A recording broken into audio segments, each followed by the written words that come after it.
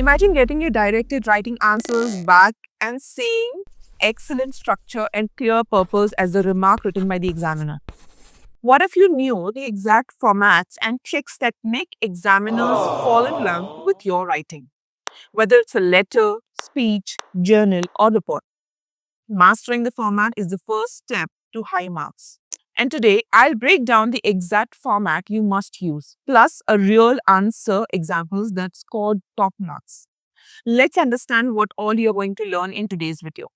The exact format rules for letter, speech, journal, and report. Second part is how to match tone and style with purpose and audience.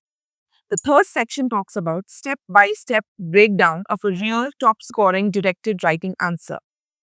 Fourth section talks about common mistakes to avoid. Fifth section talks about examiners' tips to boost your score. Starting with the video, the first section, what is directed writing? Directed writing asks you to write in a specific format like letter, speech, journal, or report based on a prompt. The key to success here is follow the format and tone precisely. This shows the examiners that you understand the purpose and the audience. Marks are awarded not just for content, but how you match the format and style. So it's important to know the format and style for each section. In gist, I have explained the format and style for all these directed writing in the next section of today's video. Starting with a letter format. Flashed on the screen, heading, your address, in bracket, it's optional depending on your prompt. Date is right aligned. Recipient's address is left aligned. Again, it's optional. Salutation, dear sir, madam, dear Mr. Smith, etc. Introduction, state purpose clearly. When we move on to the body section of the letter, it's 2 to 3 paragraphs explaining points clearly and logically. And the next section is closing, yours sincerely and yours faithfully. So this was a brief format of the letter. Obviously, we will be sharing a detailed format for formals and informal letter or emails, which you should be understanding. Signature, your name if asked, and tone of the letter should be formal or informal depending on the prompt. Maintain appropriate politeness or friendliness. Moving on to the next section, that is speech format. Title centered, example, speech on environmental awareness. Opening at this section should be greeting the audience. Good morning, everyone, or whatever is the greeting that you want to start with. Introduction, state purpose, and hook the audience. Body, 2 to 3 main points with examples or stories. Conclusion, strong closing statements or call to action. Sign off is optional. Thank you or applause cue. Tone, usually persuasive or motivational. Use inclusive language like we, are, and rhetorical questions. That takes us to the next format, that is for journals. So, flashed on the screen, heading is date.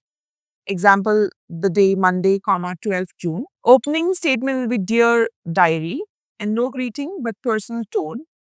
The body of the journal will be personal thoughts and feeling in the first person only. And the closing will be reflective ending or future plans. Tone will be informal, honest, and emotional. That takes me to the next section, that is report format. Heading will be report title, centered, example, report on school recycling initiative. Introduction, purpose of report and brief overview. Body sections with subheadings, example, findings or recommendation. Conclusion, summary and suggestion specifically in reports. And sign off your name and position only if asked for in the question. The tone of the report should be formal and objective. Use factual language and clear organization. That takes me to the next section, that is common mistakes students make. Mistake number 1 is ignoring the required format. Most important part. Writing a letter when a task requires a speech or a journal or the format is not followed to the core will end up making you lose a lot of marks.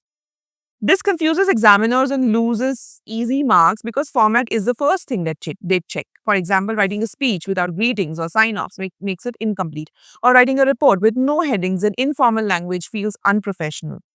That takes me to the next mistake, that is incorrect tone and style. Using informal, chatty language in a formal letter or report. Conversely, being too stiff or robotic in a journal or speech, which is not. It should be conversational, which should be more conversational, personal, and engaging. This shows a lack of understanding of the audience and purpose. Examiners often note tone is inconsistent or inappropriate for the task, fails to engage intended audience.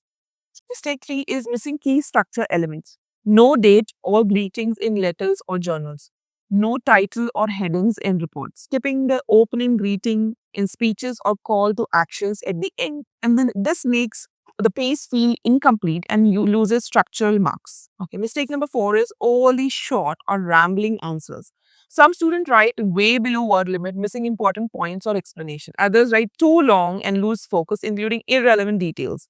Both affects clarity and coherence. And what examiner says, content lacks development or relevance, poor balance between sections of the text. And that takes me to the next mistake, that is mistake number 5, poor paragraphing and organization. Writing one big block of text without paragraph breaks or failing to group ideas logically. Example, mixing reasons and examples in one paragraph without clear links. This makes reading difficult and lowers the score for organization. Now, when we talk about examiners' remark on common errors, that is the next section of today's video. Quoting them, many candidates fail to demonstrate an awareness of audience, resulting in inappropriate tone.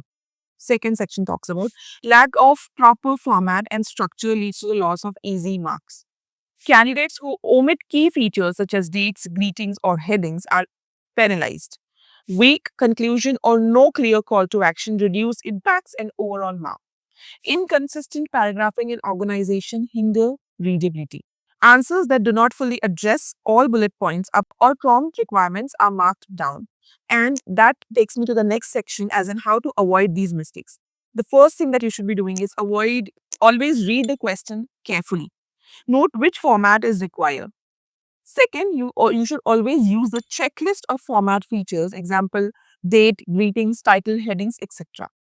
Third way to avoid this mistake is adjust your tone according to purpose or audience. Formal for reports and letter, personal for journals, persuasive for speeches. Next way to avoid mistake is plan your answers to cover all bullet points clearly and logically. Use paragraphs, breaks to separate ideas and make your writing easy to follow. And practice word counts to stay within limits while fully developing points. If this video helped you, do not forget to help your friends as well by sharing it with them. For personalized help, you know what to do. That is checking the links in the description and pin comment. Subscribe to view the next video in the series. Signing off for today, Karishma.